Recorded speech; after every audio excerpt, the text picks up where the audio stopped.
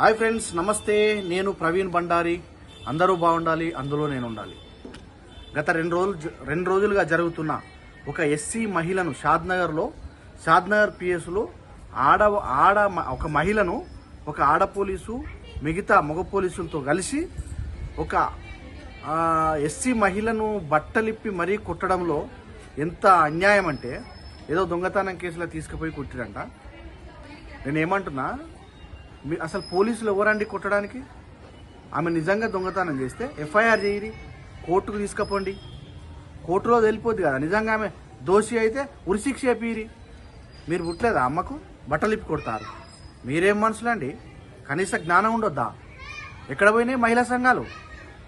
Only ఎస్సీలకు జరిగితే మహిళా సంఘాలు వెళ్ళవు, వేరే కులాలకు జరిగితే మహిళా సంఘాలు వెళ్తాయా? మహిళా సంఘాలకు కనబడతలేదా అండి?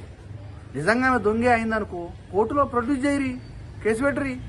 అంతేగాని బట్టలిప్పి కొడతారా మగ పోలీసులు?